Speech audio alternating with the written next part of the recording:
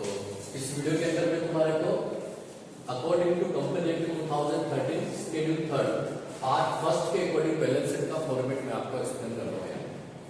Okay, इस balance sheet के format ये वर्टिकल फॉर्मेट बनता है अकॉर्डिंग टू कंपनी एक्ट 2013।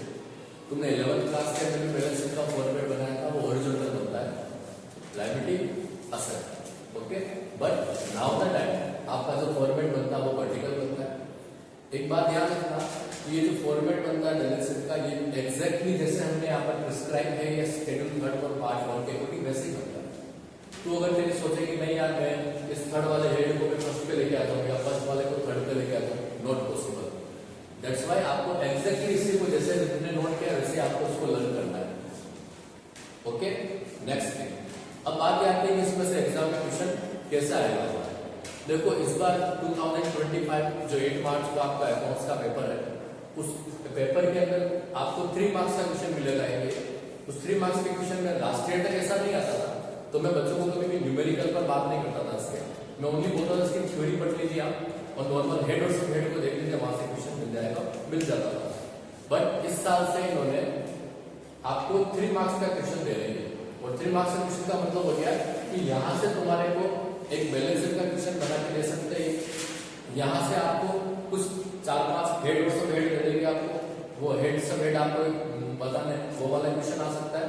तो पहले मैं इसको एक्सप्लेन कर दूंगा और फिर मैं तुम्हारे को इससे रिलेटेड जो क्वेश्चन एग्जाम में बन सकते हैं वो मैं तुम्हारे को ओरली क्लास के अंदर बता दूंगा। सुनना है। सबसे पहले इक्विटी और लायबिलिटी, ये 2 पार्ट में बनता है। फर्स्ट आपका इक्विटी लायबिलिटी और second is asset. First equity liability, second is asset. और इक्विटी लायबिलिटी में कितने हेड आ रहे हैं? 4 हेड है इसमें। कितने हेड है? 4 head. First head share holder fund, second head application money pending allotment, third head non current liability और fourth head current liability. Again I repeat, there are 4 head of equity and liability. First is share holder fund, second application money pending allotment, third non current liability और fourth current liability. Again I repeat, there are 4 head. First is share holder fund, second application money pending allotment, third non current liability और fourth current liability. Okay, अब इन 4 head के अंदर कुछ सब head आते हैं। सब हेड क्या आते हैं? फर्स्ट शेयर होल्डर फंड में 3 सब हेड है। कितने सब हेड है? 3 सब हेड है। Second application money pending allotment में कोई सब हेड नहीं है। थर्ड नॉन करंट लायबिलिटी के अंदर 4 सब हेड है और करंट लायबिलिटी के अंदर अगेन 4 सब हेड है। तो फर्स्ट आपका शेयर होल्डर फंड है, उसमें 3 सब हेड कौन कौन से हैं? Share capital, reserve surplus, money receive होने के share holder. Share capital, reserve surplus, money receive होने के share holder. Then non current liabilities के अंदर सब हेड क्या क्या है? Long term borrowing, deferred tax liability, long term liability और long term provision. Again long term borrowing, deferred tax liability, long term liability, long term provision. फिर अपन बात करेंगे करंट लायबिलिटी में। First short term borrowing, trade payable, other current liability और short term provision. देखो यहाँ पर इसमें आप थर्ड वाले और फोर्थ वाले सब हेड को थोड़ा सा लिंक करके याद कर लेना। जैसे यहाँ पर लॉन्ग टर्म बोरोइंग है, शॉर्ट टर्म बोरोइंग, देन उसके बाद में आपके लॉन्ग टर्म लायबिलिटी है, अदर करंट लायबिलिटी। यहाँ क्या है? ये अदर लॉन्ग टर्म लायबिलिटी है। क्या है ये? Other long term liability. ठीक है ना? Other long term liability, other current liability, long term provision, short term provision. तो आप इसको लिंक करके दोनों के सब हेड को आप लर्न कर सकते हो। देन हम बात करते हैं इसके सेकंड पार्ट में, दैट इज असेट। असेट को रिलेटेड टू इसके हेड है। First is non current asset और another current asset. Non current asset और current asset. Non current asset में क्या क्या आता है? फिक्स्ड असेट, इसके सब हेड है ये। फिक्स्ड असेट 2 टाइप की होती है, टेंजिबल फिक्स्ड असेट और intangible fixed asset. Okay, non current investment, deferred tax asset, long term loan and advance, other. ये असेट इसका सेकंड पार्ट है, असेट साइड। असेट साइड के 2 हेड है, नॉन करंट असेट और current asset. Non current asset में again आपको 5 सब head मिलेंगे। Fixed asset, non current investment, deferred tax asset, long term loan and advance, other non current asset. और current asset में आपको 6 सब हेड मिलेंगे। Current investment, inventories, trade receivable, cash and cash equivalent, short term loan and advance और other current asset, ये इसके कुछ asset side के हेड और सब हेड।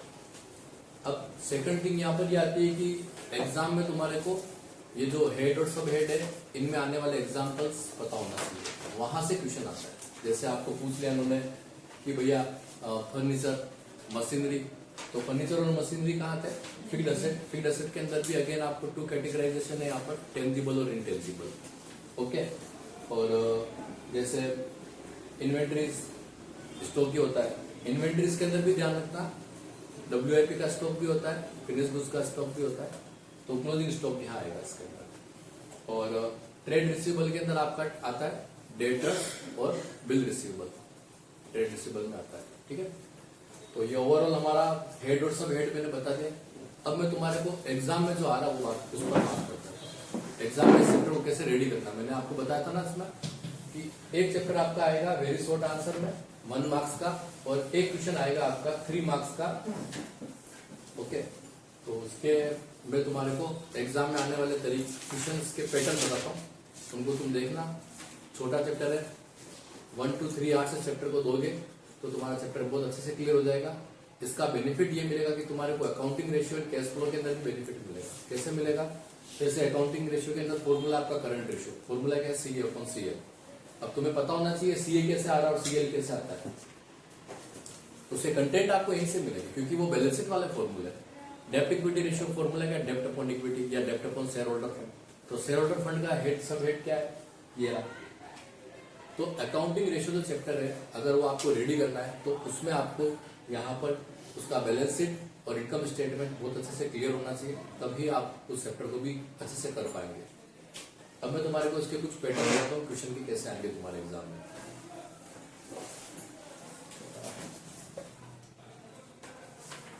तुम्हारे बुक का ही क्वेश्चन है ये, page number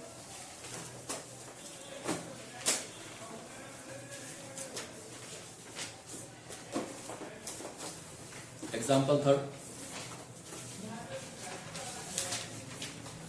Under which head will you show the following item in the balance sheet of the company? Unclaimed dividend, security premium, proposed dividend, preliminary expenses. So unclaimed dividend का head क्या है, unclaimed dividend का head क्या है, head है इसका current liability, और सब हेड क्या है, अदर करंट लायबिलिटी। ये देखो करंट लायबिलिटी हेड है और सब हेड क्या है, अदर करंट लायबिलिटी। तो आपने बैलेंस शीट पढ़ा, उसके हेड और सब हेड को पढ़ लिया, और आप सोचो कि मेरा चैप्टर क्लियर है, आपने अभी तक 50% चैप्टर किया। एग्जाम में क्या आएगा, एग्जाम में आएगा अनक्लेम्ड डिविडेंड का हेड और सब हेड बताना है। तो आपको पता होना चाहिए कि unclaimed dividend other current liability में आता है, करंट लायबिलिटीज का हेड है। उसके बाद में नेक्स्ट क्वेश्चन था security premium reserve. Security premium reserve का हेड सब हेड क्या होता है, हेड होता है इसका शेयर होल्डर फंड और सब हेड होता है रिजर्व एंड सरप्लस। तो आपको अगर ये चैप्टर रेडी करना है तो इस चैप्टर के अंदर आपको एक क्वेश्चन का पैटर्न ये मिलेगा जहां तुम्हारे को कुछ क्वेश्चंस ऐसे आइटम्स दे देंगे ये और बोलेंगे हेड और सब हेड बताओ। इसका डिटेल के लिए मैं तुम्हारे को इसके जो मैंने नोट्स बनाए हैंडमेड नोट्स है वो तुम्हारे को मैं शेयर करूंगा, तो तुम डिटेल को अच्छे से स्टडी कर लेना। तुम्हारे बुक के 2-3 एग्जाम्पल है हेड और सब हेड वाले, आपके इसमें न्यूमेरिकल्स टेक्स्ट बुक वो क्वेश्चन भी है, तो मुझे लगता है कि इससे बाहर तुम्हारे एग्जाम में नहीं निकलना चाहिए। ओके, जैसे मैं 1-2 और एग्जाम्पल बता देता हूँ। प्रपोज डिविडेंड, प्रपोज डिविडेंड का क्या होता है, करंट लायबिलिटी हेड है, सब हेड क्या है इसका, short term provision. Okay, propose dividend हो गया, अनक्लेम डिविडेंड हो गया, यहाँ से एग्जामिनर आपको क्वेश्चन देगा, इसको ध्यान रखना है आपको। फिर जैसे प्रोविजन फॉर टैक्स, तो प्रोविजन फॉर टैक्स का हेड क्या है, करंट लायबिलिटी, और सब हेड क्या है, शॉर्ट टर्म प्रोविजन। ठीक है, और हम बात करते हैं जैसे प्रीपेड इंश्योरेंस, प्रीपेड इंश्योरेंस का क्या है हेड इसका, करंट असेट, और सब हेड क्या है इसका, अदर करंट असेट।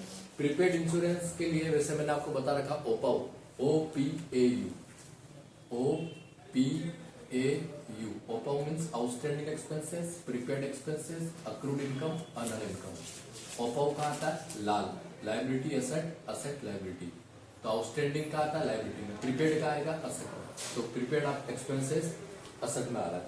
तो यहाँ क्या प्रीपेड इंश्योरेंस, तो कहाँ आएगा ये, करंट असेट में आएगा, करंट असेट में आएगा प्रीपेड इंश्योरेंस। और इसका सब हेड क्या है, उसका सब हेड है आपके other current asset.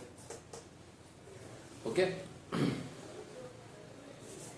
Debit balance of statement of P and L कहाँ आता है ये बताओ। Debit balance of statement of P and L ये शेयर होल्डर फंड के अंदर माइनस नेगेटिव में शो करते हैं, इसको रिजर्व सरप्लस सब हेड कहते हैं। तो आई थिंक आपको बात समझ में आ चुकी है कि क्वेश्चन का पैटर्न आपका एग्जाम में किस तरीके से रहेगा। बिकॉज नाउ द टाइम 2025 आपका जो अकाउंट्स का पेपर बनेगा उसमें इस चैप्टर में से एक क्वेश्चन 3 मार्क्स का आएगा। इसलिए डियर स्टूडेंट्स आपको सारे न्यूमेरिकल देखने पड़ेंगे, क्योंकि आपको जैसे देखो numerical number first,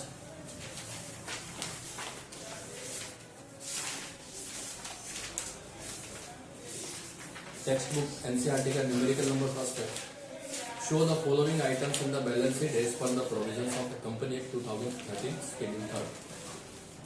okay, preliminary expenses, discount on issue of shares, है ना, डिबेंचर्स। तो आपको कुछ नहीं करना, जब भी ऐसा क्वेश्चन आता है आपके बैलेंस शीट बनाने के लिए आप सीधी सी बैलेंस शीट बना दो। ओके, क्या बोला इसने, प्रीलिमिनरी एक्सपेंसेस। प्रीलिमिनरी एक्सपेंसेस का हेड सब हेड क्या है पहले ये पता होना चाहिए आपको। तो प्रीलिमिनरी एक्सपेंसेस का हेड तो है आपके अदर नॉन करंट असेट, और सब हेड है इसका नॉन करंट असेट, और सब हेड है इसका अदर नॉन करंट असेट, है ना। तो ये आपको प्रीलिमिनरी एक्सपेंसेस का हेड। एंड देन कंटिन्यू में आपका है discount on issue of debentures, इसका भी आपका हेड वही होगा नॉन करंट असेट, और सब हेड होगा अदर नॉन करंट असेट। तो इसको आप डायरेक्टली यहां पर नोट नहीं करोगे, जैसे प्रीलिमिनरी एक्सपेंसेस तो अपन नॉन करंट असेट में जाएंगे, और नॉन करंट असेट के अंदर अपन अदर नॉन करंट असेट में जाकर के नोट नंबर में डालेंगे, नोट नंबर 1। और नोट नंबर 1 का डिटेल कहाँ होगा, नोट टू अकाउंट्स में बनेगा, अलग से इसका वर्किंग नोट बनता है वैसे नोट बनेगा, वहां पर आप इसको नोट करेंगे कि प्रीलिमिनरी एक्सपेंसेस और अमाउंट डायरेक्ट यहाँ देगा इसके अंदर। मीन्स मैं ये बता रहा हूँ बैलेंस शीट में ओनली हेड और सब हेड ही आएंगे। डिबेंचर पूछा है, तो डिबेंचर क्या आता है, डिबेंचर आ रहा है आपका non current liability, non current liability के लॉन्ग टर्म बोरोविंग्स में। तो आप क्या करोगे, नोट नंबर 2 और डेट अमाउंट आ जाएगा डिबेंचर्स का। यहाँ आप डिबेंचर में कितने रास्ते के अंदर वो डिबेंचर आपका नोट करोगे, अलग से एक फॉर्मेट बनाओगे वर्किंग नोट का, वहां पर आप नोट करोगे। आपका जो फॉर्मेट बनेगा बैलेंस शीट का वो एज इट इज बनेगा। Okay, stock in trade, stock in trade का आएगा, ये रहा आपका करंट असेट और करंट इन्वेंटरीज में आएगा, सेकंड इसका head. Cash and bank, cash and bank का आएगा, ये आपके कैश एंड कैश इक्विवेलेंट में आएगा, ठीक है ना। आप नंबर डाल करके इसको सोल्व कर सकते हैं। उसके बाद जैसे आप एग्जांपल नंबर 5 देखो, एग्जांपल नंबर 5 में तुम्हारे को नॉर्मल जनरल रिजर्व दिया हुआ है और स्टेटमेंट ऑफ पेंडर का डेबिट बैलेंस दे रखा 5 लाख और -8 लाख, और आपको बोल रहा है show the following item in the balance sheet of Avalon Limited as on 31 March 17। आपको कुछ नहीं करना, एनसीईआरटी क्वेश्चन है, गारंटेड आपको एग्जाम में क्वेश्चन मिल सकता है। आप जो चीज आप लोग क्या कर रहे हो एग्जाम के लिए, बस फॉर्मेट देख के जा रहे हो, लेकिन क्वेश्चन आपको यहां से मिलेंगे, फिर आप बोलोगे कि कहां से आ गया क्वेश्चन, कहीं से नहीं आया, बुक से आया, है ना। तो क्या है, क्या होगा, कहाँ आता है जनरल रिजर्व और पेंडर का डेबिट बैलेंस, ये आता है शेयर होल्डर फंड के रिजर्व सरप्लस के अंदर आता है। क्या किया हमने, रिजर्व सरप्लस में आपने जनरल रिजर्व 5 लाख और पेंडर डेबिट बैलेंस 8 लाख माइनस है, तो -3 लाख रुपीज आप शो करोगे कहाँ पर, reserve surplus. Working note number 1 डाल करके यहाँ पर लिखोगे -3 लाख, एंड देन उसका डिटेल आप वर्किंग नोट नंबर 1 में क्लियर करोगे। एक और आपका एग्जाम में क्वेश्चन बनता है ऐसा, एक बनता है आपका स्टेटमेंट ऑफ P&L से। सिंपली मैं आपको स्टेटमेंट ऑफ P&L को ओरली में आपको बता देता हूँ फॉर्मेट। सबसे पहले आपको लिखना है उसमें रेवेन्यू फ्रॉम ऑपरेशन मीन्स होता है सेल, सेकंड नंबर पे आएगा आपके अदर रेवेन्यू, ओके, फिर बाद में रेवेन्यू और रेवेन्यू फ्रॉम ऑपरेशन दोनों, अदर रेवेन्यू को दोनों को टोटल कर दो, टोटल रेवेन्यू। फोर्थ नंबर पर एक्सपेंसेस। एक्सपेंसेस के अंदर आप नोट करेंगे serial wise cost of material consume, जो भी आपका रॉ मटेरियल परचेज किया है या रॉ मटेरियल का ओपनिंग या क्लोजिंग स्टॉक पड़ा है वहां से कैलकुलेट करेंगे cost of material consume.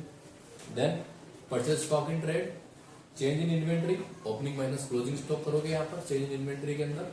Then उसके बाद में employ benefit expenses, finance cost, depreciation, other expenses और टोटल एक्सपेंसेस आ जाएगा आपका। फिर आप क्या करोगे, सिंपल वे बता रहा हूं आपको, टोटल रेवेन्यू में से टोटल एक्सपेंसेस माइनस करोगे, आपके पास आएगा प्रॉफिट बिफोर टैक्स पीबीटी, और उसमें से लेस टैक्स करोगे तो आपके पास आएगा प्रॉफिट आफ्टर टैक्स।